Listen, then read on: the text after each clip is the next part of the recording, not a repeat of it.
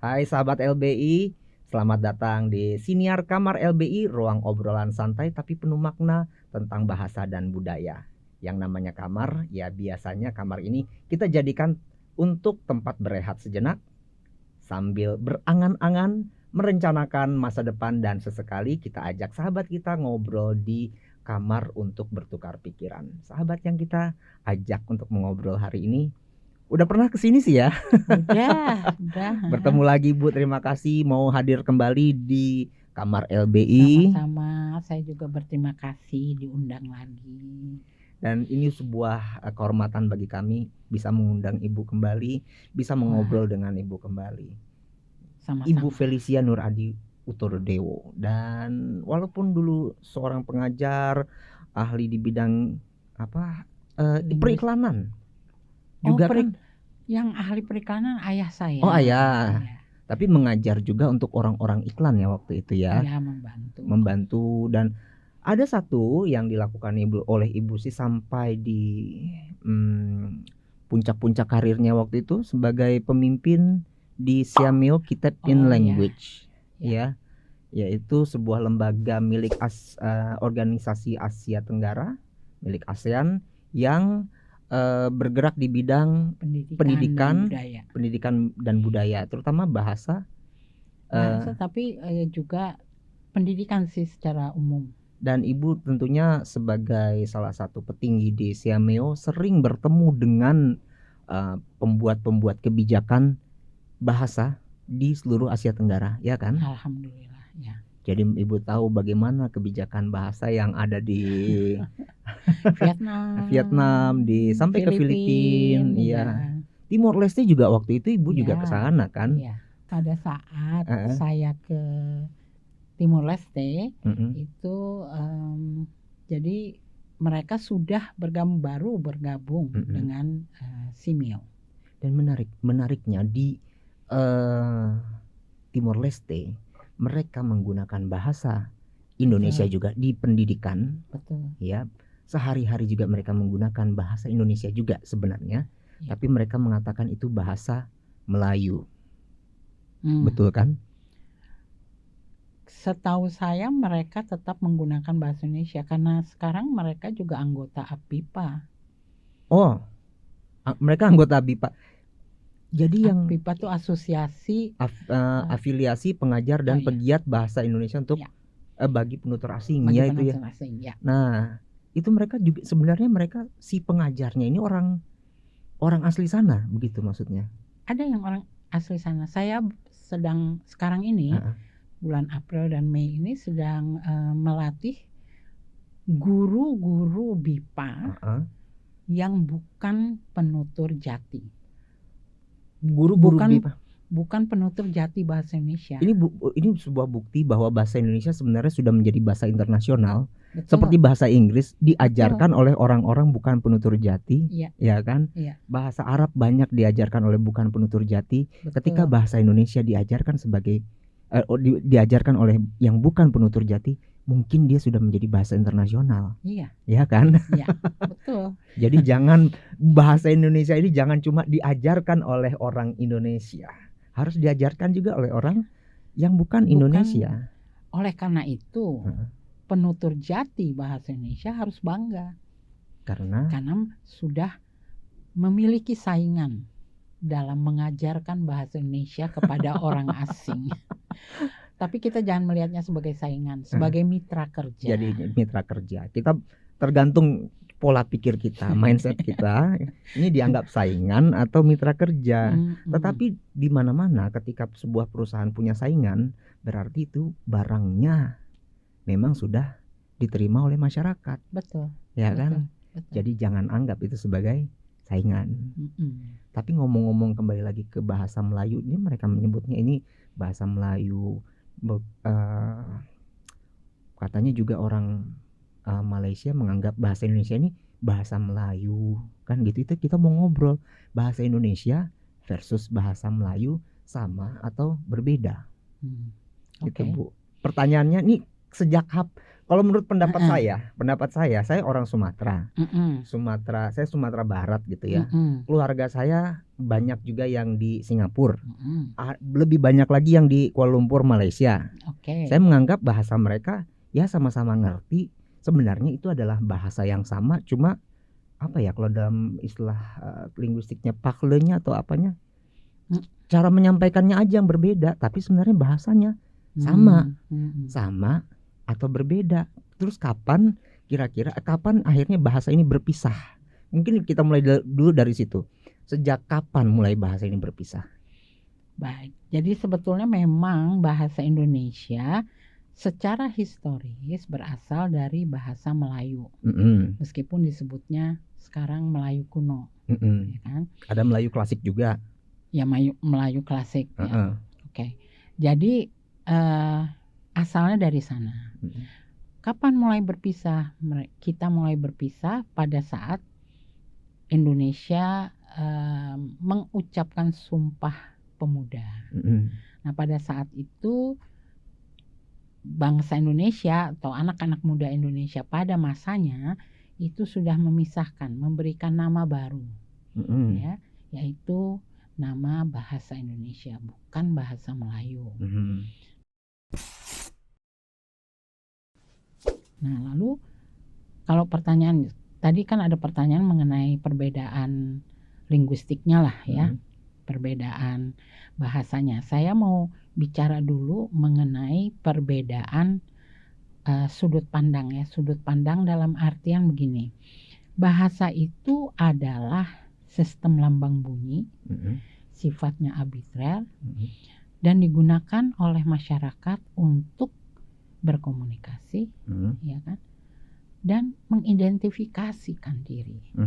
Nah, pada waktu itu Sumpah Pemuda tanggal 28 Oktober 1928 itu sudah ada keinginan orang-orang di Indonesia, di tanah air kita, untuk memiliki sebuah bahasa yang akan menyatukan orang-orang dari berbagai kepulauan. Ya. Jadi pada saat itu secara politis sosiologis sudah ada rasa untuk memisahkan diri atau membedakan diri dari bahasa Melayu. Jadi kalau mau ditanya sejak kapan? Ya sejak saat itu. Di 1920-an itu? Iya, 1928 itu. 28. Itu sebetulnya adalah pernyataan yang sangat syah gitu ya, yang sah untuk menyatakan bahasa Indonesia adalah bahasa yang dimiliki oleh orang Indonesia. Gitu.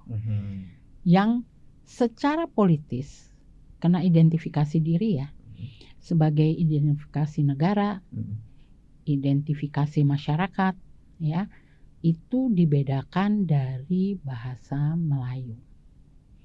Dan itu kemudian secara yuridis disahkan di pada tanggal 18 Agustus 1945. Jadi setelah kemerdekaan langsung ada pernyataan bahwa bahasa Indonesia adalah bahasa negara. Ya, itu jadi bahasanya hanya namanya saja yang berbeda atau isinya juga si bahasanya, kata-katanya. Dan dalam perkembangannya tentunya setiap bahasa itu kan berkembang. Dan sangat bergantung pada penuturnya, ya kan? Nah, bagaimana cara orang Malaysia mengembangkan bahasa Melayu dan cara orang Indonesia mengembangkan bahasa Indonesia berbeda. Nah, oleh karena itu ada pilihan-pilihan kata yang berbeda. Sepatu dan kasut misalnya, ya kan? Jadi ada kosakata yang berbeda. Dalam tata bahasa ada misalnya bentuk morfologis yang masih digunakan secara aktif di Malaysia, di Indonesia sudah tidak. Misalnya kita dulu sebetulnya ada batu bertulis. Ya. Jadi di situ pasif, sudah ditulis. Sudah, ya. Bahasa di Sumatera juga begitu ya, pasif. Ini apa namanya? Kue balapis. Ya kan? Kita sudah tidak lagi menggunakan kue berlapis kan, langsung aja kue lapis. Oh, gitu. Ya kan, bernya sudah tidak aktif. Itu pengaruh dari bahasa daerah yang lainnya atau bisa mungkin bisa. dari situ. Jadi kita punya pengaruh dari bahasa daerah kita sendiri, ada macam-macam, banyak sekali, ya, dan juga pengaruh dari bahasa asing. Nah, bagaimana kita memperlakukan bahasa yang datang ke negara kita, yang kita kemudian serap ke dalam bahasa kita juga akan sifatnya sangat individual, atau kalau kita jangan bicara individual ya, tetapi sangat bergantung pada masyarakatnya, gitu. Yang kita perlukan apa? Malaysia kadang-kadang ada saatnya bertahan pada bahasa Melayunya. Yeah. Bahasa Indonesia lebih permisif, lebih longgar. Maksudnya? Lebih mudah mengambil bahasa asing, menjadikannya. Dan orang Malaysia lebih bertahan pada bunyi sebagaimana bunyi aslinya. Jadi misalnya polisi di sana polis. Kalau kita kan jadi polisi. Gitu. Jadi cara kita menyerap itu akan berbeda, yang mengakibatkan juga kosakatanya jadi berbeda. Jadi dalam perkembangannya sudah terjadi perbedaan. Bahwa itu hanya variasi, itu bisa dimengerti. Tapi misalnya seperti di Asia Tenggara juga, antara Thailand, Kamboja, Myanmar itu bahasanya juga berdekatan. Iya. Karena pada dasarnya mereka dialek juga. Dialek, ya. Tapi setelah menjadi negara secara politis, mereka lalu mengangkatnya sebagai bahasa di negara mereka. Gitu.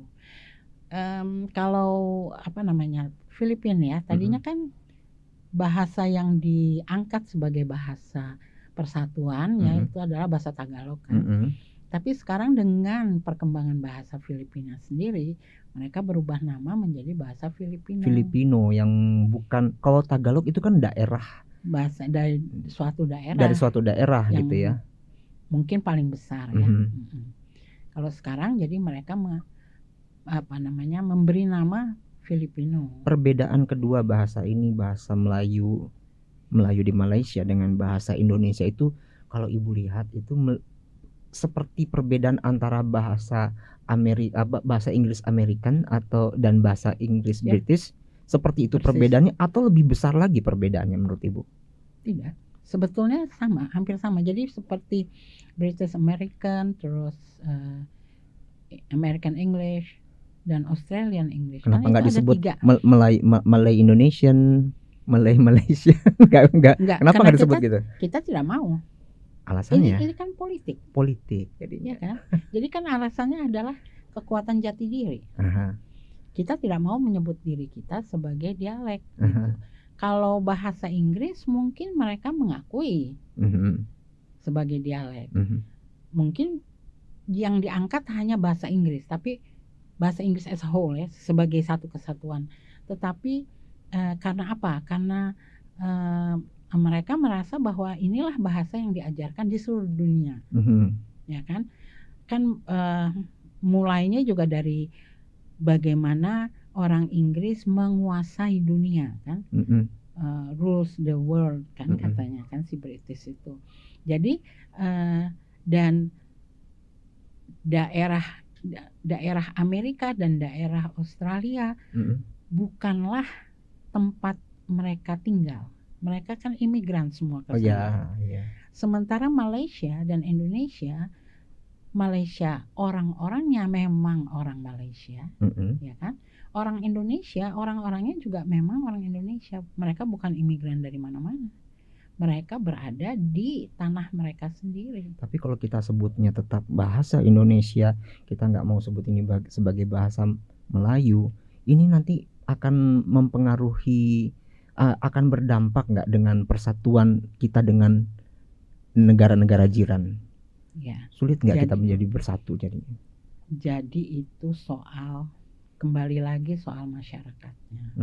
Bagaimana kita melihatnya. Saya tidak akan mau membandingkan bahasa Malaysia dengan bahasa Indonesia. Kita harus menerima kenyataan bahwa kita adalah dua negara, bukan dua bahasa ya, dua negara yang berbeda. Bahwa kita berasal dari satu rumpun yang sama, itu benar. Ya. Itu benar. Jadi kita berasal dari rumpun yang sama, namun rumpun itu kemudian berpisah seperti silsilah keluarga, makin lama makin jauh kan gitu ya. Jadi Malaysia, bahasa Malaysia maupun bahasa Melayu maupun bahasa Indonesia yang berasal dari rumpun yang sama masing-masing telah berkembang menjadi jati diri dari negara dan masyarakatnya masing-masing. Dan itu tidak mempengaruhi kita akan bersatu atau tidak. Itu tidak perlu mempengaruhi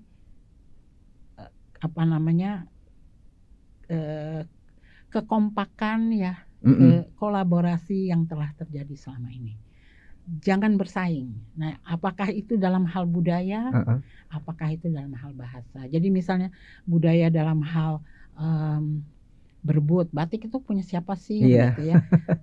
Kalau saya ya, kalau kita berhasil menyatakan bahwa batik adalah milik kita lewat UNESCO dan sebagainya, itu soal perjuangan.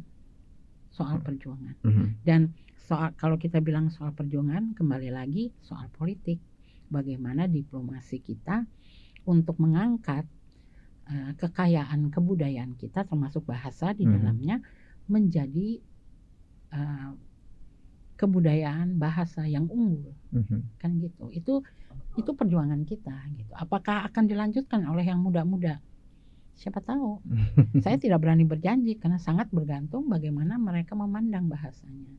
Kalau mereka merasa tidak apa-apa kita dianggap sebagai bahasa Melayu, aku akan pergi tentu beberapa tahun lagi dengan usia yang sudah umur ini yang sudah 72 tahun, saya tidak akan mampu menahan perubahan yang terjadi. Bahwa secara global kan semua orang menuju ke bahasa Inggris, ya kan? Iya.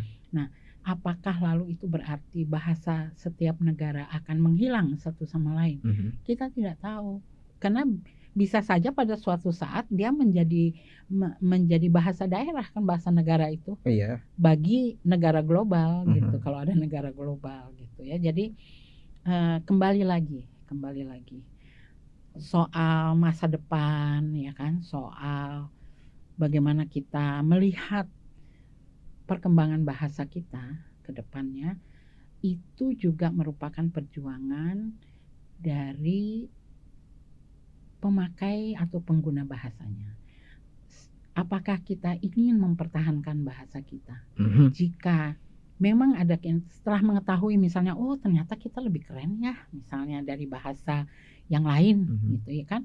Di Asia Tenggara yang dekat-dekat sama kita selain Malaysia kan juga Filipina bahasa Tagalognya sangat mirip dengan bahasa Batak ya. Nah, terus Timor Leste juga kita lebih keren kok gitu ya. Kalau kita bisa merasa bangga akan hal itu dan kita menghargai apa yang sudah diperjuangkan oleh orang-orang sebelumnya, ya kan. Nah, insya Allah bahasa kita akan merebut takhta gitu ya. Jadi kita mempertahankan istilah bahasa Indonesia sebagai bahasa kita itu adalah sebuah perjuangan rasa kebanggaan kita terhadap identitas kita gitu. Betul. Ya. Dan itu tidak akan mempengaruhi persatuan wilayah regional Asia Tenggara ini. Karena kita lihat juga kalau kita lihat orang Arab gitu ya, mereka sebut satu wilayah itu dari wilayah yang paling barat tuh mana ya? Bahrain mungkin ya. Paling timur Bahrain sampai ke wilayah paling barat di Maroko. Mereka sebutnya kan bahasa Arab. Tapi mereka tetap saja sampai sekarang terpecah-pecah ke dalam 24 negara atau berapa puluhan negara. Perhatikan bahwa bahasa itu ya menjadi alat juga untuk mengadu domba negara-negara. Kan? Justru bisa? Bisa, sangat bisa. Kecuali kalau kita menekankan kepentingan persatuan, kan lain. Jadi kalau mereka, soalnya bahasa Arab juga ada banyak dialek kan. Sebetulnya setiap negara memiliki dialeknya sendiri dengan asal usul akar rumpun yang sama. Gitu. Sebetulnya juga bahasa di Eropa juga kan berasal dari rumpun yang sama. Lalu mereka berkembang masing-masingnya, Iya. gitu kan. Jadi sebetulnya itu gejala alam yang sangat normal, bisa diredam, tapi bisa juga diangkat, ya kan. Bisa menjadi hujan, bisa menjadi banjir, malapetaka, tapi juga bisa menjadi berkah, penyelamat, berkah untuk kesuburan tanah. Iya. Jadi caranya adalah bagaimana kita mengaturnya dan memandangnya dan memanfaatkan si bahasa ini. Betul. Kembali ke cerita tentang bahasa Indonesia menjadi bahasa resmi dalam forum internasional di UNESCO ya 2023 ya waktu 2020 November 2023. Catat ya netizen, 20 November 2023 bahasa Indonesia sudah menjadi bahasa resmi di PBB, di UNESCO waktu itu yang menetapkan ya. Nah, ini kejadian ini Ibu anggap sebagai kemenangan atau sekadar urusan politik? Saya akan menganggapnya sebagai kemenangan. Kemenangan. Nyatanya tidak semua bahasa bisa memperoleh tempat yang khusus itu. Hanya ada 10 bahasa kan. Nah, 10 bahasa itu ada Inggris, pastinya, ada Arab, Mandarin, Perancis, Spanyol, Rusia, Hindi, kemudian Italia dan Portugis. Tapi kan bahasa-bahasa itu memang digunakan oleh sebagai bahasa penutur jati di wilayah lain. Inggris kan digunakan di Australia juga, Arab di berbagai negara juga. Mandarin bisa digunakan ada di Taiwan walaupun nggak masuk PBB ya, gitu. Nggak juga, berarti Tiongkok cuma satu ya bahasa Mandarin ya? Nggak juga sih, salah ya berarti saya. Kan si bahasa Mandarin pun memiliki memiliki teman-teman dialek lagi ya, yang lainnya kan ada. Gitu. Iya. Mandarin hanya salah satu dialek yang diangkat karena dianggap sebagai bahasa pemersatu.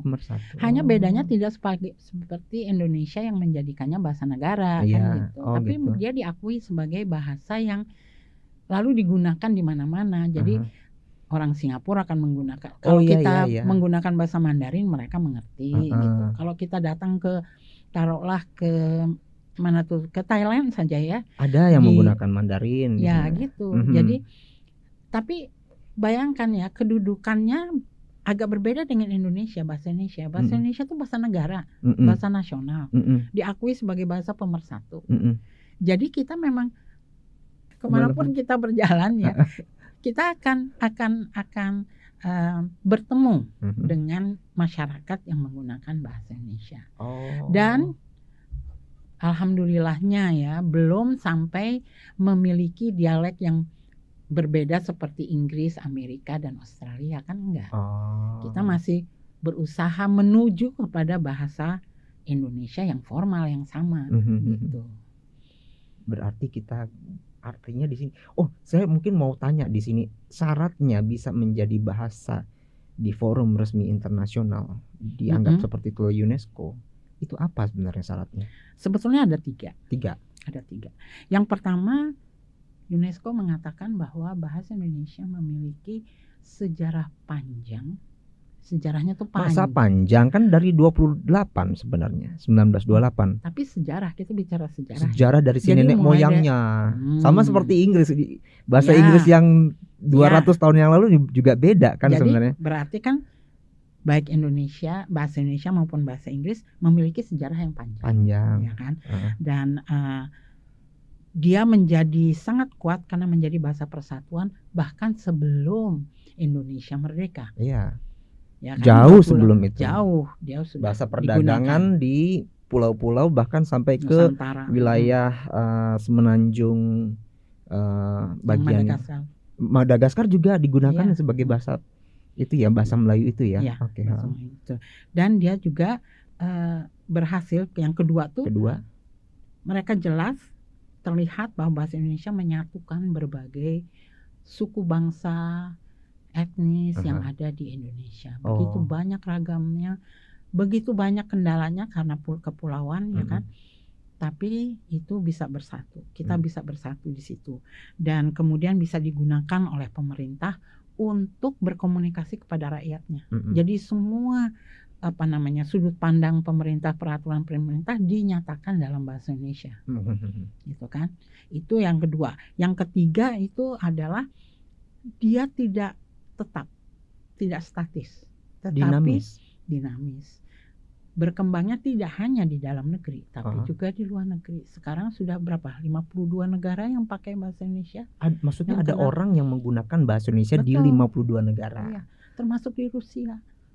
Orang Indonesia menggunakan? Bukan orang Indonesia, orang Rusianya. Kenapa? Ya mereka perlu bahasa Indonesia. Mereka mengerti bahwa dengan menguasai bahasa Indonesia, mereka juga dapat berkenalan dengan negara, politik, ya kan, budaya Indonesia. Oh, jadi mereka belajar bahasa Indonesia di 52 negara yang sama. Iya, gitu. Oh, itu. Jadi itu tiga alasan mengapa UNESCO merasa bahwa bahasa Indonesia layak menjadi bahasa internasional. Kenapa UNESCO tidak mengambil bahasa Melayu yang digunakan juga di Brunei, digunakan juga di Malaysia, di Singapura, di bagian selatan Thailand? Kenapa tidak? Itu dipakai juga oleh orang Indonesia. Jadi itu juga ada bahasa Indonesia juga digunakan di sana kan? Oh iya. Sama kan? Gitu. Plus kita di Timor Leste. Iya. Plus kita di Thailand. Thailand tadi udah disebut belum? Iya, Thailand. Di Kamboja, ya kan, di Filipina. Iya. Nah, itu untuk kawasan ASEAN. Lebih banyak sudah. Tambahkan dengan negara-negara di lainnya, negara-negara lainnya gitu kan. Ya maaf ya, tapi lebih banyak yang menggunakan bahasa Indonesia. Bahkan di Cina pada waktu saya datang ke China di situ ya, di Beijing, itu normal schoolnya itu tidak mau mengubah tadinya karena adanya waktu itu kan ASEAN, Simeo itu menganggap ASEAN itu menganggap bahasa Melayu sebagai bahasa komunikasi formal mereka. Nah, oleh karena itu di China waktu itu dinamakan fakultas atau jurusannya itu adalah bahasa Melayu. Ternyata tidak laku. Kok bisa begitu? Ya itu harus tanya sama mereka ya. Yang pasti mereka harus mengubah namanya menjadi bahasa Indonesia. Barulah berduyun-duyun. Itu juga karena cerita ya nenek moyang ya, banyak yang punya eyang, yang punya semua di Indonesia misalnya. Kedekatan budaya dan makanan di Indonesia yang mirip dengan makanan mereka. Jadi ada banyak masalah ya, seperti baju pengantin orang Betawi ya kan, itu kan modelnya sebetulnya mengikuti model di sana kan. Jadi itu mendekatkan mereka kepada kita dan menyebabkan mereka lebih memilih menggunakan bahasa Indonesia, nama bahasa Indonesia dibandingkan bahasa Melayu. Jadi saya ingat satu lagi, di Pulau Christmas juga ada orang-orang yang imigran dari Indonesia ke sana dan budayanya mengikuti budaya orang Betawi. Pernikahannya juga ada di situ. Saya baru ingat tuh ada satu cerita itu. Nanti mungkin kapan-kapan kita bahas itu juga kali ya. Iya, bisa. Dan keluarganya masih ada yang di sini juga. Jadi kadang-kadang mereka pulang kampung. Cuma warga negaranya Australia. Jadi benar kalau dikatakan bahasa Indonesia juga digunakan di Australia, terutama di Pulau Christmas itu. Di Pulau Christmas, tapi di Darwin dan Perth juga. Darwin dan Perth juga ya, berarti itu di wilayah barat ya, bukan yang wilayah timurnya. Itu banyak digunakan di sana, dan banyak pekerja migran dari Indonesia yang tetap menggunakan itu. Bahkan ada yang sudah menjadi warga negara tetap menggunakan bahasa Indonesia, mempertahankan bahasa Indonesia. Anak-anaknya yang sekolah di sana dikirim lagi ke Indonesia untuk belajar bahasa Indonesia. Nah, ada lagi, saya jadi ingat ada sebuah negara dari sebetulnya Suriname. Suriname ya betul. Kan Suriname juga begitu ceritanya. Iya. Meskipun lebih ke arah Jawa ya. Bahasa Jawa ya. Bahasa Jawa dibanding. Tapi banyak yang bisa berbahasa Indonesia di sana juga gitu. Jadi kalau kita bersaing dari jumlah-jumlahan gitu ya, kita tentu bisa mencari ya. Alhamdulillah sampai saat ini kita bisa dikatakan jumlahnya besar dan itu diakui oleh PBB, bukan hanya UNESCO dalam hal itu ya, tapi PBB juga melihat bahwa penutur bahasa Indonesia itu sudah sangat luas.